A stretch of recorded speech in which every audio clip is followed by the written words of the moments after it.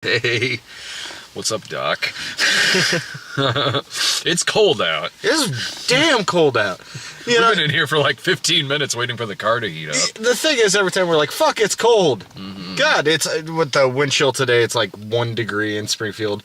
But we say it's cold, and then like the third comments could be like, motherfucker, I live in Wisconsin. Yeah, it's fucking cold as shit out here, but it's not as cold as it was when I was in Chicago a few weeks ago. So we went to go see a Monster Calls. Yes, we did. We have different opinions on it. Pretty much. I mean, sort of. Oh, man, do you want to go first? Sure. I thought it was actually an incredible movie. It's a fucking stone cold bummer. I joked on the way out, I'm like, that's like the third grief movie I've seen in a row. No, it's a stone cold bummer. But I think it was beautifully told. I thought it was really well acted. I thought it's got a couple animation bits in it that I thought were breathtaking. Those were great. And like for a movie that centers on a child actor that are generally speaking unreliable as shit. Like this kid was honestly great. Like especially like he was, and on the scale of child actors, I mean he was dealing with some pretty heavy shit for a child actor. But I thought he did a great job. I will admit, like, I have no familiarity with the source material. Neither do I. At all. And I know it's a book of some kind. And I'm sure there are people that are watching this that are fans of it or grew up with it or whatever. I have no idea. I spent half the movie sitting there thinking, besides it being a great movie and being honestly enthralled, but I kept having moments I was like, so this kid's mom has cancer, she's gonna die, and then he and his tree friend are gonna go to fucking space and find a talking raccoon. Yeah, I was thinking that a lot in the movie too. just I want one like thing at the end of credits. I just want him to go, I am Groot. Well, given that the monster, they gave him an ass in this movie, I was waiting for him to shit Lincoln Logs at some point. Come on, movie, be 5 years old for just a second. They did give him an ass, but it's one of those things like I understand like the animator's urge to do that because when you're building musculature for something, like those ass muscles are pretty dependent on how you walk. So when you're trying to make a human figure and you're adding musculature of any kind, it's hard to not do that. Sure. But it was like, but just give he's got an ass. Just give him a dick while you're at it. I mean, he might. There were a lot of vines hanging off of him. There really was. This is a movie that I can't say I was a huge fan of. And I know I've seen what the reviews are like for it. I haven't read any reviews, but I know the general consensus is fairly positive. I know I'll probably be in a small boat on this one, but that doesn't mean I think that this movie is bad. That doesn't even mean that I don't understand why it's getting good reviews. I get it. It's a good-looking movie. The acting is for the most part fine. The animation sequences they're like you said, they're breathtaking. They're the highlight of the movie, honestly. They really are. Yeah. But it's a movie that I've seen this kind of movie before many times. Like it's a movie about a kid who's going through some shit. His mom is on her deathbed. He's got issues with his grandmother. He's getting bullied at school. So throughout all of this, there's a fantastical creature that's summoned and is helping him out through the whole thing as like this grieving process. I've seen this before, and we've all seen it before. No, we have. We have, and I could say that about plenty of movies that I've highly recommended on the site, that I've seen this kind of movie before. But sometimes I don't care, or maybe it's the kind of movie I like a lot, so I'm still invested in it anyway. In this case, I was spending a lot of this movie thinking like, I'd kind of rather be watching Pan's Labyrinth than this, or Never Ending Story, or hell, even in terms of a kid and a giant beast, even like the Iron Giant or something like that. Like there's a lot of things I would rather be watching than this movie, because this movie really wasn't doing much for me to set itself aside from other movies I've seen that are like it. It was just kind of, yeah, this is one of those types of movies. And it never went beyond that for me. It's not a bad film. Another thing about the movie that I was having a hard time with through the whole thing was the kid was good. The performance is absolutely solid. He's an interesting looking kid in that when he grows up, he'll probably have a solid character actor career behind him. Yeah. He looks like a 10-year-old John Hurt. He really does. Like, you just, like, a 10-year-old kid with just those fucking cheekbones. It was like, do those hurt? Like, what the fuck, man? Yeah. I'm wondering if part of that was makeup at all, because I know they were trying to make him look really tired. And Felicity Jones is great in this movie. Yeah. Better in this than in Rogue One. She had more of a character. Yeah, exactly. That's exactly 100% it. Sigourney Weaver was fantastic. That took some getting used to. The British accent. Yeah. Like, I'll admit, the first couple scenes, I was just like, why couldn't they have gotten someone British? I was thinking that too. Look, I'm not an expert here. I don't know if she's doing a good accent. It didn't seem like a bad accent, but you're so used to Sigourney Weaver. Exactly. Like, for your entire life, not doing accents. And so because of that, I don't know if this is the case, but because of that, I don't know if she's cast in this movie because the filmmakers are just huge fans of hers. Do you know what I mean? Yeah. Where it's like you've got a group of filmmakers, you're like, we want to do a movie. Who do we love? Oh, we love Sigourney Weaver. Let's put her in this, even though it's kind of miscast, honestly. I don't think it was miscast. It took some use. Took me a minute to get used to the accent. But other than that, like, she was age appropriate. Well, okay, she's age appropriate, but if you have to get used to this performance on screen, then it's kind of miscast.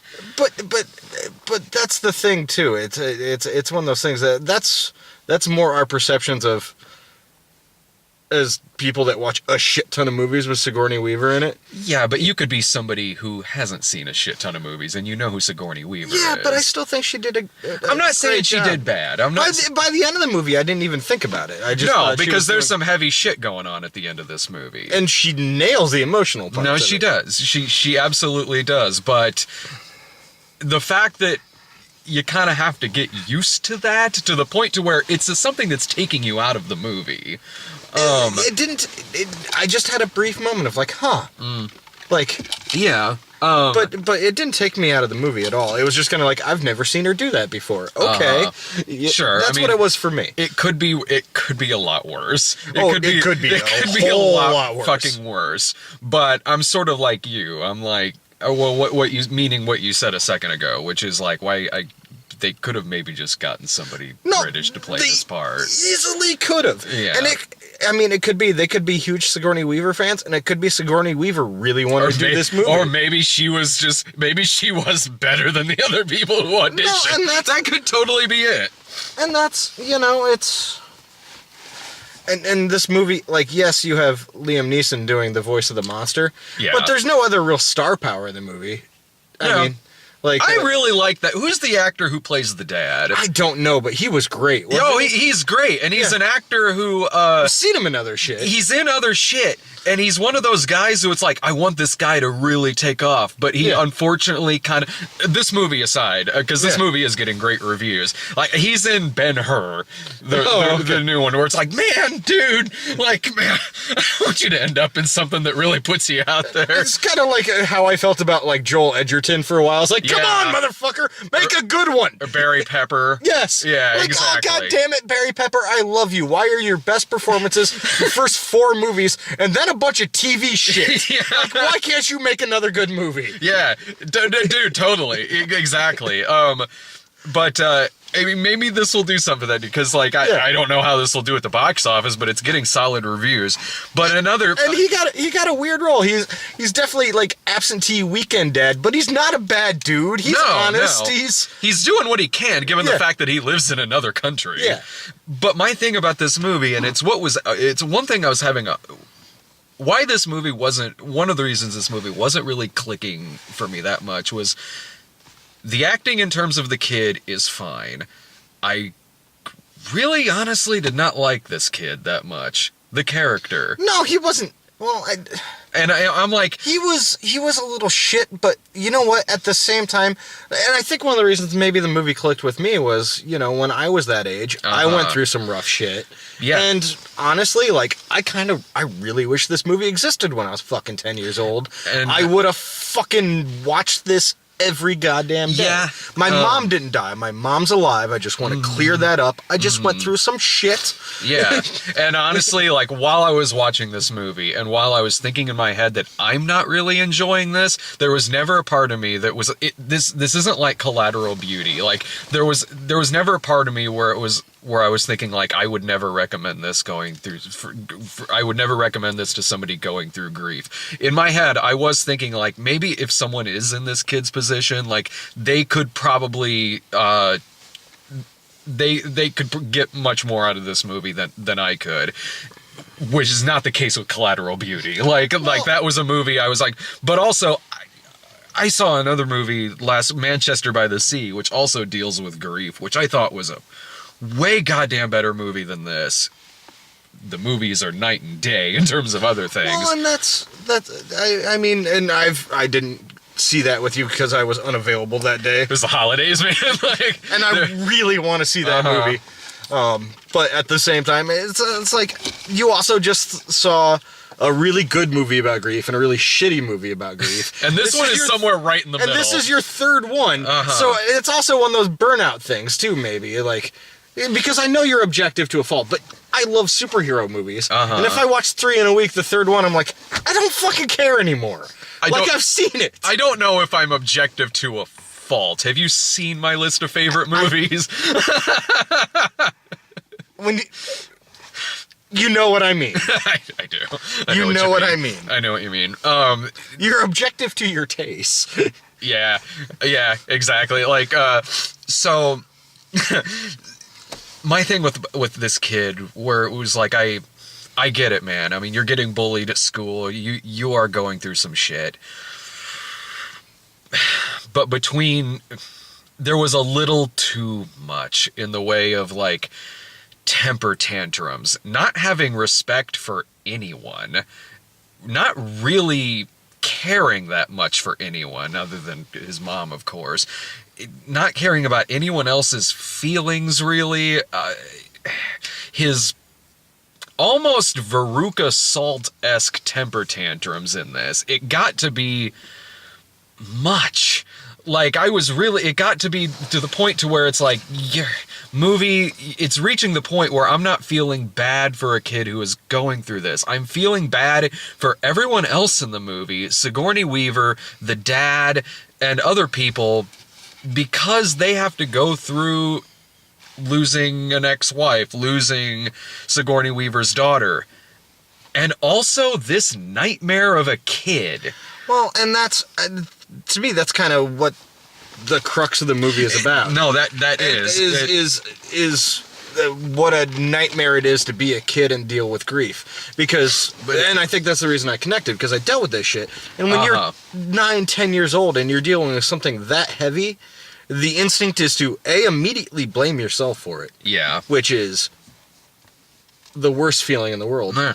And what you do is you lash out because you want someone to punish you. And that's true. And I get that that's the intention. And I can completely understand people who haven't dealt with that on one aspect or the other not grasping onto that like I do, because that was my experience. No, totally. And I absolutely understand that that's the point of this movie. Yeah. I mean, it flat out says it. It says it, yeah. It's not a hidden message. No, it flat out says it. This movie has no hidden messages. But it was too much. Like, I'm still having to spend 90 minutes, 2 hours with this character. It was a little much in the areas of lashing out in temper tantrums, and not enough of anything to make me feel empathy. Like, it was 100% acting out like that, and not enough of anything else but that. So you can obviously do a story like this with the same things that this kid is going through, with the same lashing out and all of that, but that's all it was. See, I thought there was more to it than that, but that's all it was in terms of how this kid is acting through the movie. There wasn't enough moments in this that made me like him that much, other than just the bad part of what he's going through. Even when he retaliates against the bully, I had seen so much of this kid acting psycho through this movie that when that happened with the bully, the way it came across to me was more so like this kid is one bad thing away from like this movie ending with a shooting or something. Well, and sadly, yeah. I get that, but I still have to spend 2 hours with this character. I completely understand. Like, I really do. Like, I would not judge anyone for not seeing this movie the way I do, because it's. I went through some shit, people. Yeah. Brad knows I don't talk about it much. I don't hide it, but I went through some shit. No, yeah, we've known each other literally since he was born. Yeah. No, yeah. Yeah, we've been best friends that long, and so I completely get why people would like this movie. I absolutely 100% do. I understand why critics liked it. I understand why critics like it.